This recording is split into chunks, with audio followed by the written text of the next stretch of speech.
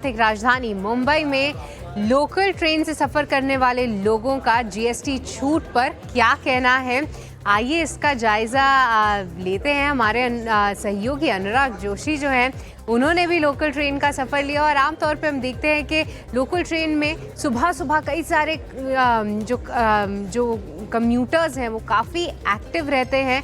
तो अनुराग शाह भी उनके साथ गए और उस तरीके का मूड चेक लिया। आइए सुनते हैं।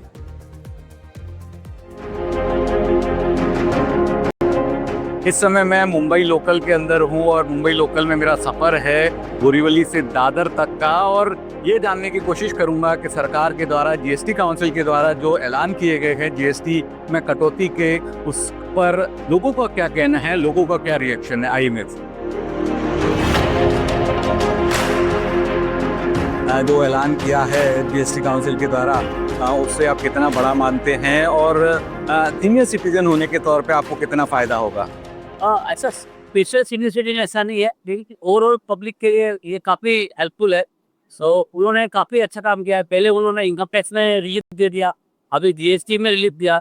आई think this may be due to good compliance by government and industry also. मेरे हिसाब से सबसे ज़्यादा ऑटो सेक्टर और कंज्यूमर ड्यूरेबल्स को ज़्यादा होगा, क्योंकि पब्लिक के पास पैसा बचेगा, उससे बहुत स्पेशली स्पेंडिंग करेंगे तो दूसरी चीज़ें अपनी बाई कर सकेंगे। कोई भी उनको कुछ खरीदना है क्योंकि पैसा बचेगा एक सेक्टर में होते हैं, और ऑटो में जाएंगे जो लोग तो खरीदते मैं बाई करूँ, थोड़ा प्राइस कम होगा, टैक्स कम होगा, तो डेफिनेटली वो सोचेंगे इनमें जाके टू व्हीलर खरीदूँ, टू व्हीलर से फोर व्हीलर अपग्रेड करूँ, तो डेफिनेटली फर्क पड़ेगा।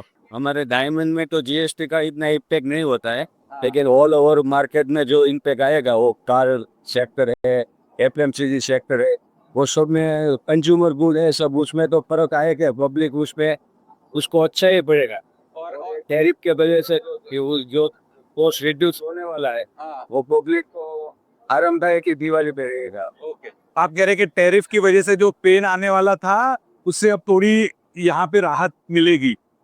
गवर्नमेंट ने वो काम अच्छा किया, राहत का काम किया है, वो अच्छा ही है पब्लिक के लिए। और मैं एक चीज और आपसे समझना चाहता था, जो एक और ऐलान किया गया, बड़ा ऐलान किया कि जो इंश्योरेंस प्रीमियम है, हेल्थ इंश्योरेंस प्रीमियम पे 18% जीएसटी था, उसे शून्य कर दिया गया है। लाइफ इंश्योरेंस पे भी शून्य कर दिया गया है। तो ये आप कैसे देखते हैं, और क्या इंश्योरेंस अगर आप नहीं लेते थे तो अब आपका धारणा बदलेगी?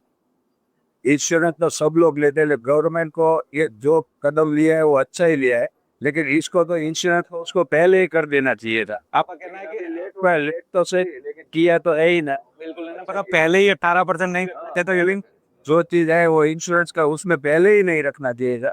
अभी किया तो भी अच्छा ही किया है, बिल्कुल गलत नहीं है वो। नहीं, सबसे पहले प्राइमरी तो मेरे को लगता है इंश्योरेंस सेक्टर में काफ़ी फायदा होगा। चलिए, एक्साइटमेंट भरपूर है पर